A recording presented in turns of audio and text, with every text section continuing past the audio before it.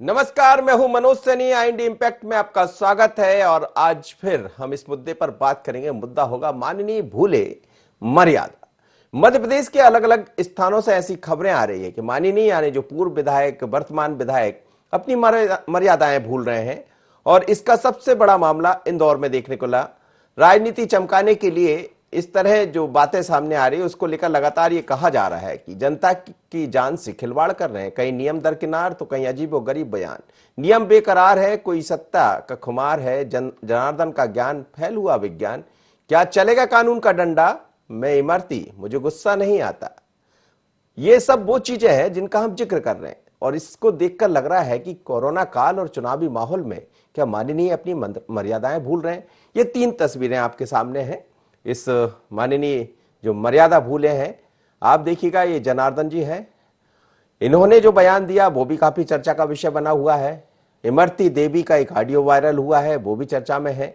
और सबसे बड़ा मुद्दा है इंदौर का, जहां पूर्व विधायक सुदर्शन गुप्ता ने जो किया, विचार अच्छी रहा होगा, मंशा अच्छी रही होगी, लेकिन जो किया वो सवाल खड़े कर रहा है। क्योंकि ना तो वहां सोशल डिस्टेंसिंग का पालन हुआ है, ना ही ये बताया गया कि आखिर किससे परमिशन ली, किसने परमिशन दी। ऐसे तमाम तरह के मुद्दे हैं और ये सब बता रहा है कि चल क्या रहा है। तो ये सवाल है बड़ा और आप देखिएगा, सुनाते हैं, दिखाते हैं आपको। सबसे पहले सुदर्शन गुप्ता, ये देखिएगा, ये सुदर्शन गुप्ता है जिन्होंने कल कुछ लोगों को राशन बांटा।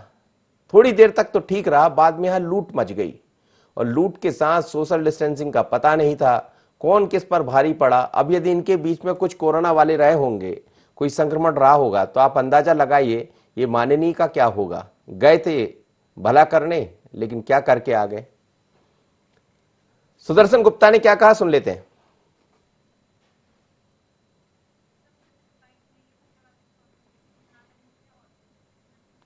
चलिए, अब ये एक तस्वीर, पहली तस्वीर है जो आपको दिखाई दे रही है। ये सुदर्शन गुप्ता यानी इंदौर की तस्वीर है, जब उन्होंने कुछ लोगों को राशन वितरण करने के लिए बुलाया था। संख्या काफी बढ़ गई, शुरुआत में काफी अच्छा दिखाई दिया, बाद में स्थितियां ये बनी कि बहुत सारे लोग वहां पहुंच गए राशन लेने और लूट मच गई। और लूट मची है तो किस किस बात की लूट हुई होगी, कहीं संक्रमण यदि साथ में पहुंच गया होगा तो आज पता लगेगा 1-2 दिन में कि आखिर संख्या कितनी बढ़ी इंदौर की, क्योंकि लगातार आंकड़ा बढ़ रहा है। दूसरा ऑडियो आपको सुनाते हैं इमरती देवी का। ये इमरती देवी का ऑडियो है, इन्होंने जो कहा पहले वो सुन लीजिए। हेलो, हाँ, क्या कह रहे थे जी अंदर से? क्या कह रहे थे? तो मुन्ना लाल की हालत देखी? तुम्हें हाँ। मर्ती देवी को जान तो नहीं, क्या कह रहे, बहुत परेशान है। हवा बहुत खराब चल रही है, के फुरवा देंगे। हवा बहुत खराब चल रही है मंत्री जी। अगर क्या तुरंत ऑर्डर नहीं जीतना, ना बोरिंग लगेगी तुम्हारे और ना लाइट लगेगी। नेताजी, हम क्या कह रहे हैं मंत्री जी का मौका है यार, हमारे साथ है, कार्यकर्ता में को जाटवन ने पीटो है, ठीक है? कौन वीडियो बनने क्या करने, लेकिन न्यूज तो हमने देख ली, नहीं बता रहे हैं आप। नहीं, ना बोरिंग लगेगी ना लाइट। जाओ विरोध करो, हम आओ, हवा खराब और कर दो। हवा हम काम खराब कर रहे हैं, हम तो तुम्हारे संग ही रहे हैं। कोई धोखा नहीं करा सकता, समझे? तुम्हारे साथ में रहे हो, करा रहे हो तो तुम्हारे ठीक है, मैं तो नहीं कराएगा तो और क्यों कराएगा, हम तो ना डीपी हो रही और बोरिंग तो आ ही रही थी, अब वो भी बंद। ठीक है, बढ़ गया।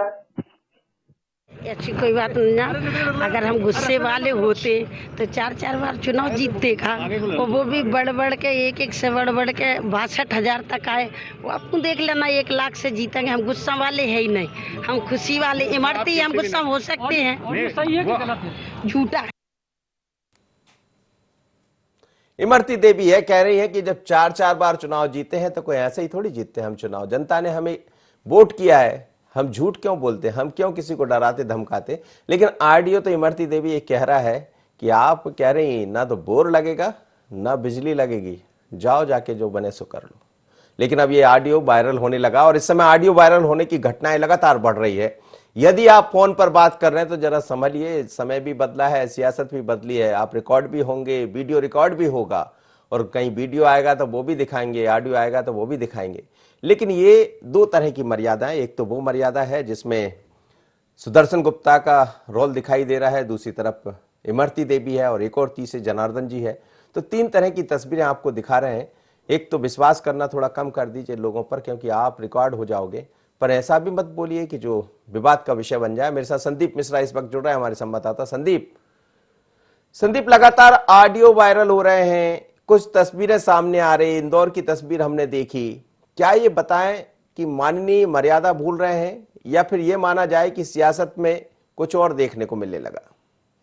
देखिए, मर्यादाओं की अगर बात की जाए तो मर्यादाएं तो हमेशा नेता भूलते हैं, लेकिन सवाल इस बात का उठता है कि अचानक चुनाव के समय पर ही ये सारी चीजें क्यों आती हैं। जैसे देखिए, मध्य प्रदेश की 24 सीटों पर उपचुनाव होना है और उसी पर वही सत्ता का केंद्र है वर्तमान में।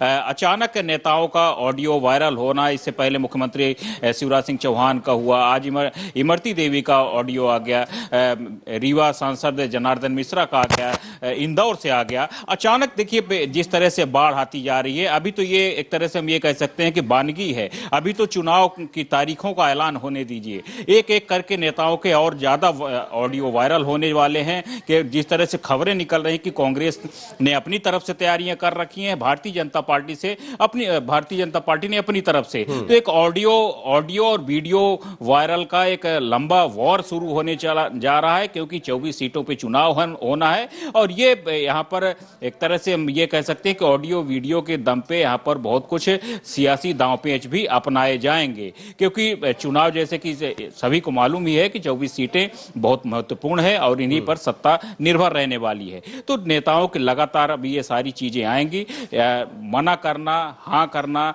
क्योंकि जब अब अगर ऑडियो आया, जिस तरह से अभी इमरती देवी जी का वीडियो दिखाया गया और उन्होंने ये भी कहा कि मैं मंत्री हूं, मेरा नाम इमरती देवी है, तो मैं गलत बातें कर ही नहीं सकती। तो अगर जब उन्होंने गलत बात नहीं की तो ऑडियो कहां से आ गया? तो ये सारी चीजें अभी लगातार आती रहेंगी। और नेताओं की रही बात, तो कहीं ना कहीं वो हमेशा ये चीजें भूलते हैं। धमकाने की बातें लगातार आती रही हैं, वीडियो लगातार उनके वायरल पहले भी होते रहे, लेकिन यहाँ पर समय की बात हो रही है। जी बिल्कुल, आप ठीक कह रहे हैं, लेकिन एक और ऑडियो है और उस तस्वीर पर भी आप बात करिए जो इंदौर की है, जहां सोशल डिस्टेंसिंग भूल गए माननीय, वहां भी मर्यादा भूल गए। पूर्व विधायक है सुदर्शन गुप्ता, 2 बार के विधायक रहे हैं और उन्होंने हमने देखा है कई बार समाज से जुड़े काम वो करते रहते, लेकिन कई बार अति उत्साह भी दिखाई देता। तो ऐसे समय ये अति उत्साह भारी ना पड़ जाए? बिल्कुल, इंदौर में अति उत्साह जरूर दिखा है सुदर्शन गुप्ता द्वारा, जिस तरह से उन्होंने सोशल डिस्टेंसिंग का खुलेआम उल्लंघन किया। उन्होंने हालांकि लोगों की मदद करने के लिए उतरे थे, लेकिन वो मदद किस काम की, जहां से आप कोरोना महामारी को लोगों को आमंत्रण दे रहे हैं। जिस तरह से अभी हमने भीड़ देखी, भीड़ को आपने जुटाया, राशन, आप ठीक है राशन बांटने गए थे, लेकिन सोशल डिस्टेंसिंग का जो पालन है, जिस तरह से बताया जा रहा है कि एक गोला बना करके लोगों को रखिए, एक सुरक्षित दूरी बना करके बुलाइए, लेकिन वो चीजें यहां पर देखने को नहीं मिली। अगर आप बड़ी संख्या में वहां पर राशन वितरित करने गए थे तो आपको पहले से व्यवस्थाएं बनानी थी, लेकिन ऐसा कुछ नहीं हुआ। पुलिस की व्यवस्था भी बुला सकते थे आप, लेकिन ऐसा कुछ देखने को नहीं मिला। सोशल डिस्टेंसिंग टूटी और आखिरकार वहां पर कहीं ना कहीं। चलिए संदीप, तो हम 3 तस्वीरें दिखा रहे हैं, माननीय मर्यादा भूले। इस वक्त मेरे साथ 2 मेहमान जुड़ रहे हैं। उमेश शर्मा जी है, भारतीय जनता पार्टी के प्रवक्ता, इंदौर से जुड़ेंगे। साथ ही अजय यादव जी है, कांग्रेस के प्रवक्ता, अजय जी भी जुड़ेंगे। उमेश जी, क्या हो रहा है, क्यों मर्यादा भूल रहे हैं माननीय? एक आप जैसे लोग हैं जो लगातार जनसेवा में लगे हैं और कहीं कोई शिकायत नहीं आई, मुझे लग रहा है लाखों लोगों को आपने खाना खिलवा दिया, और आपके वहां माननीय भूल गए कि क्या करना है। ये वही इंदौर है जहां रोज खतरा बढ़ रहा है। मनोज जी, एक तो 2 विषय इसमें मैं आपके संज्ञान में लाना चाहूंगा कि एक तो ये जो राशन बांटने वाला कार्यक्रम था, इसके आयोजक पूर्व विधायक सुदर्शन गुप्ता जी नहीं थे। वो वहां पर जो भारतीय जनता पार्टी की मंडल इकाई काम करती है, उस मंडल इकाई के कार्यकर्ताओं ने इस कार्यक्रम का आयोजन करा था, एक बात। दूसरा, ये जो कार्यक्रम है, ये कार्यक्रम लगभग आप मान के चलिए कि 80 मिनट का कार्यक्रम था, और जो वीडियो उपलब्ध कराया गया है वो आखिरी के जो 3, 4, 5 मिनट थे। वहां पर कठिनाई ये थी कि एक राजनीतिक षड्यंत्र रचा गया, क्योंकि जिस जगह पर ये कार्यक्रम आयोजित हो रहा था उस जगह पर कांग्रेस पार्टी के पार्षद हैं। कांग्रेस पार्टी के पार्षद को यह लगा कि भारतीय जनता पार्टी के पराजित पार्षद यहाँ के कार्यकर्ता मेरे वार्ड में आकर इतना बड़ा आयोजन कैसे कर रहे हैं।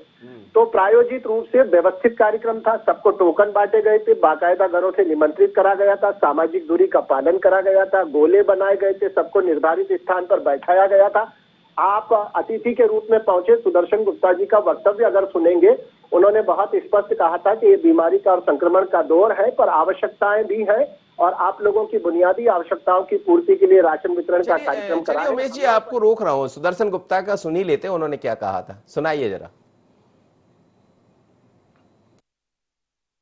हमारे कार्यकर्ताओं ने खाद्यान्न सामग्री का वितरण करने का कार्यक्रम आयोजित किया था। वहां पर उसमें पूरे सोशल डिस्टेंसिंग का पालन किया गया था। 4-4 फुट की दूरी पे गोल घेरे बनाए गए थे और नागरिकों को टोकन वितरण किया गया था और टोकन वितरण के अनुसार खाद्यान्न सामग्री का वितरण किया गया। बीच में कुछ नागरिक जिनके पास टोकन नहीं थे वो बीच में आए, उसके कारण अव्यवस्था हुई थी, जिसे हमारे कार्यकर्ताओं ने नियंत्रित कर लिया। कार्यक्रम समाप्ति के बाद मैं चला गया, कार्यक्रम समाप्त हो गया।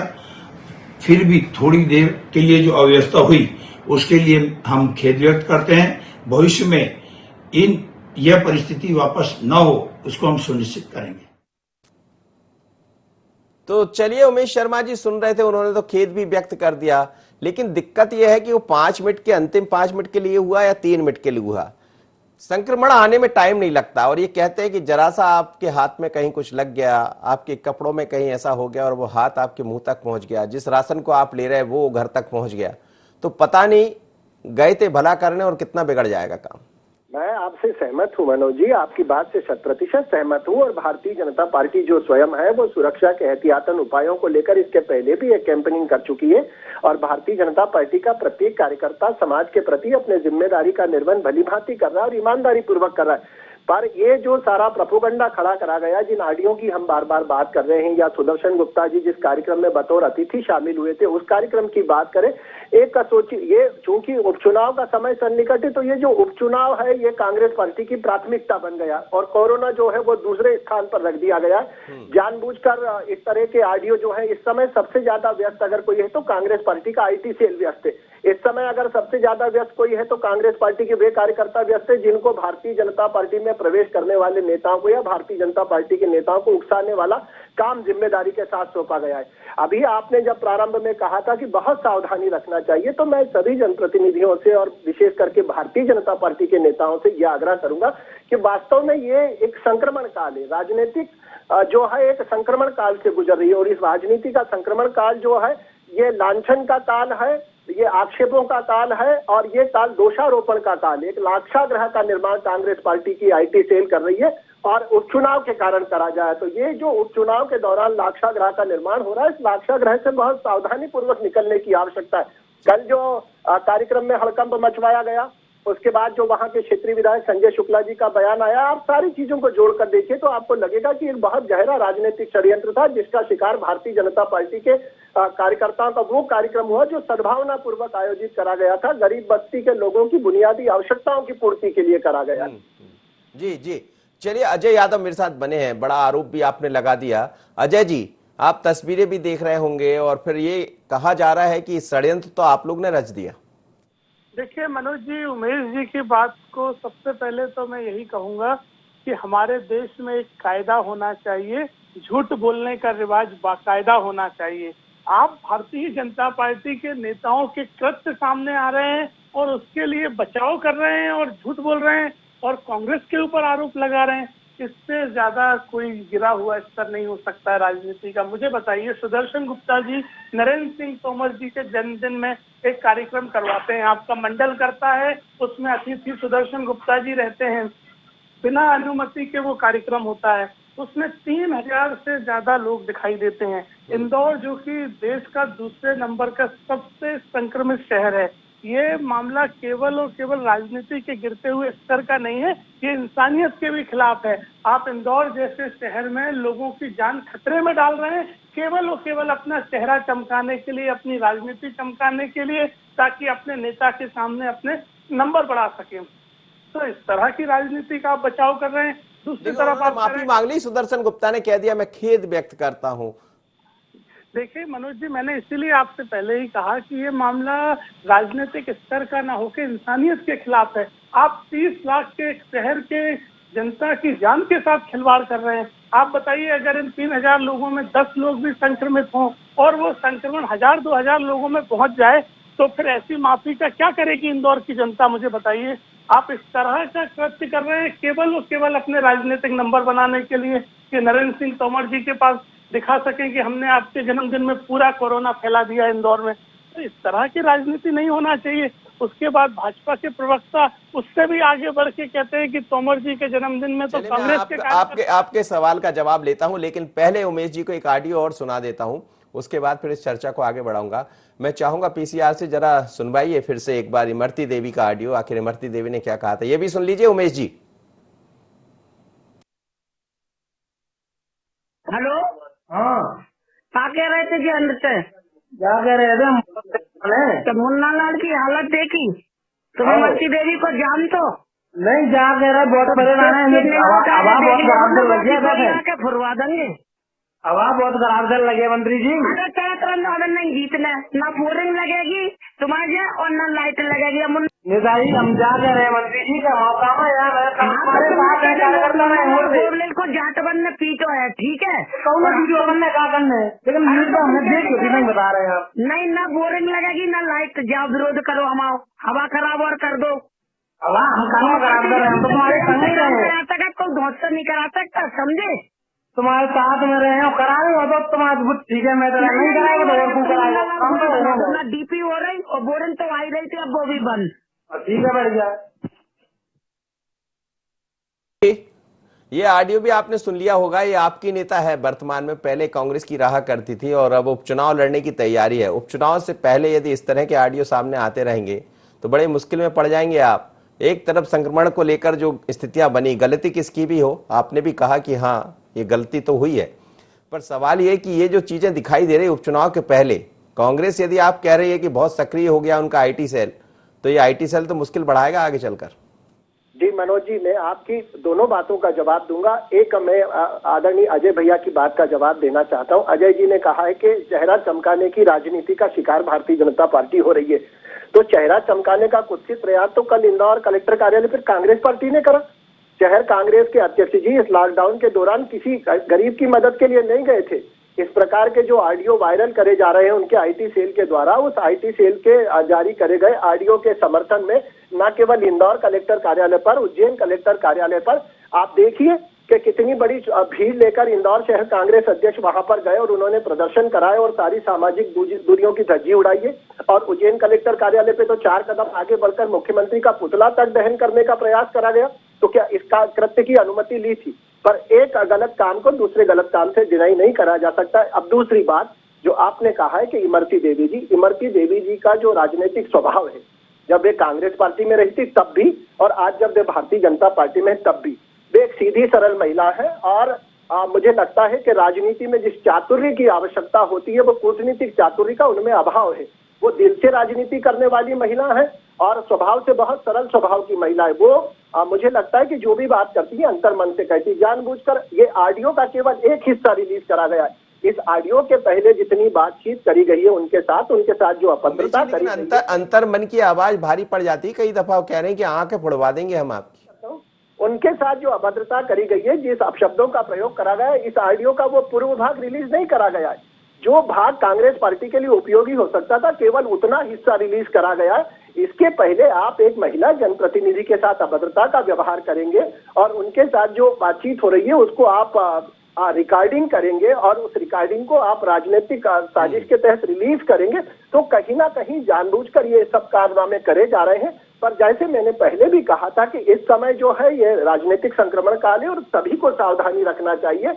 और वास्तव में जनप्रतिनिधियों से ये अपेक्षा तो होती है कि वो अतिरिक्त संयम और धैर्य का परिचय दें, क्योंकि वो समाज का नेतृत्व करते हैं। अजय यादव जी।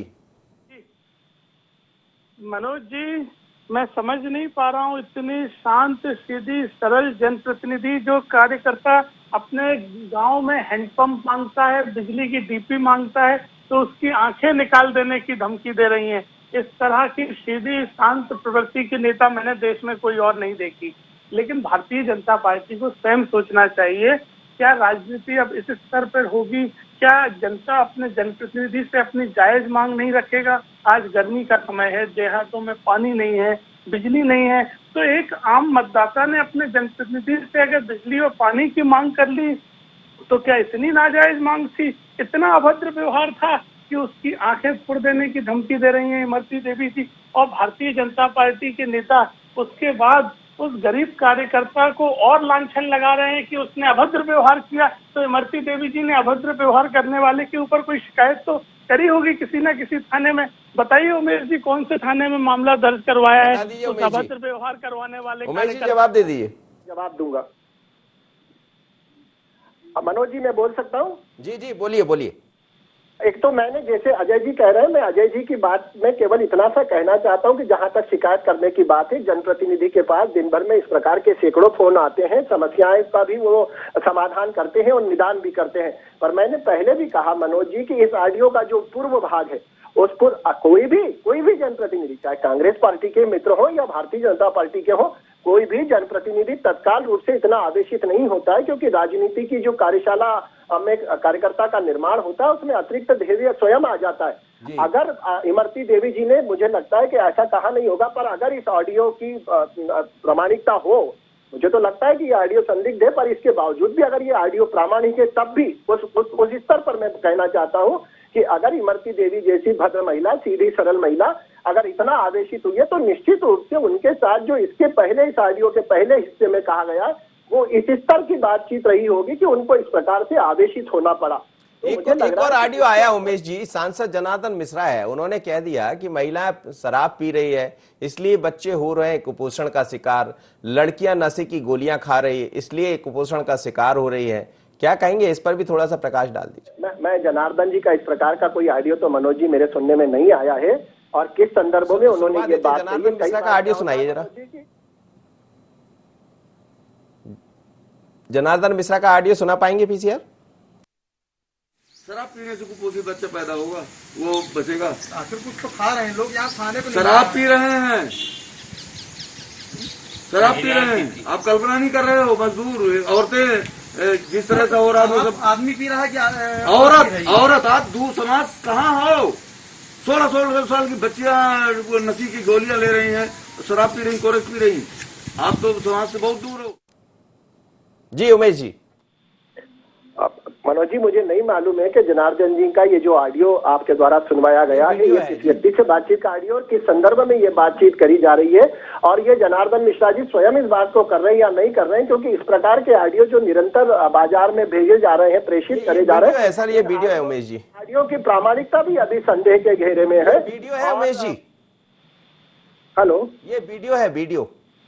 हाँ वीडियो है। मैं देख नहीं पाया क्योंकि मैं इस समय चैनल पर सामने बैठा नहीं हूँ, मुझे लगा कि शायद ऑडियो, तो मुझे लग रहा है कि कहीं ना कहीं मनोज जी किन संदर्भों में उन्होंने ये बात करी है, इस बात को जनार्दन मिश्रा जी बहुत ज्यादा ढंग से स्पष्ट कर सकते हैं, और किस कारण से इस प्रकार की बातचीत का वातावरण बना, ये तो माननीय सांसद जी स्वयं बहुत अच्छे ढंग से रख पाएंगे। अजय यादव एक छोटी सी प्रतिक्रिया दे दी, अंतिम प्रतिक्रिया आपसे लेना। मनोज जी, भारतीय जनता पार्टी का यही असली चाल चेहरा है कि उमेश जी सामने सुनाई दे रहा है, फिर भी संदर्भ ढूंढ रहे हैं कि किस संदर्भ में महिलाओं के लिए अपमानजनक बात कही जा रही है। पड़ेगा ना। मैं एक चीज और कहना चाहता हूँ मनोज जी, बड़ी हास्यास्पद बात है, उमेश जी विद्वान प्रवक्ता हैं, इन्होंने 3 बार कहा कि इमरती देवी जी का ये ऑडियो आधा आया है, पहले उनके साथ अभद्रता की गई, फिर बाद में कह रहे हैं ऑडियो संदिग्ध भी है। तो उमेश जी, आप तो पहले फैसला ही नहीं कर पा रहे हैं, इसको संदिग्ध मान रहे हैं, और दूसरी तरफ आपको ये भी पता है कि इस ऑडियो में पहले अभद्रता भी करी गई। तो मैं समझ नहीं पा रहा हूँ उमेश जी, आप क्या कहना चाह रहे हैं? 30 सेकंड में उमेश जी एक जरा सा कुछ जवाब दे दीजिएगा, मैं जा रहा हूँ। हेलो, एक छोटा सा जवाब दे दीजिए, हल्का सा। जो प्रथम दृष्टया दिख रहा है, अभी हम चर्चा उस प्रथम दृष्टया पर कर रहे हैं, वो संदिग्ध या प्रामाणिक है, ये दूसरे चरण की बात है, और उस पर आप विश्वास रखिए कि भारतीय जनता पार्टी इन सब षड्यंत्रों की तह तक जाएगी और सारी चीजों को बहुत जल्दी उजागर करेगी। आप दोनों मेहमानों का बहुत बहुत धन्यवाद। अजय जी मेरे साथ जुड़े, साथ ही उमेश शर्मा और संदीप भी मेरे साथ जुड़े। संदीप लगातार बने रहे। संदीप, आपके समझ सकता हूं मैं आपकी परेशानी को, लेकिन मध्य प्रदेश में उपचुनाव से पहले तमाम तरह की तस्वीरें सामने आ रही है। चिंता बढ़ाने वाली बात इंदौर की है, जहां गलती किसकी है, षड्यंत्र रचा नहीं रचा, सियासत का खेल है। लेकिन कम से कम पूर्व विधायक जी को ये समझ लेना चाहिए था कि ऐसे काम ना करे, जो हो सकता है कोई षड्यंत्र करते तो बड़े बड़े मुश्किल में पड़ जाएंगे।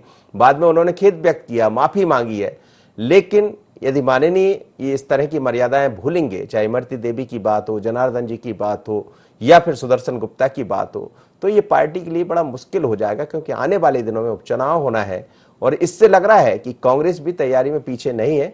बने रहिए IND 24 पर, मुझे दीजिए इजाजत, नमस्कार।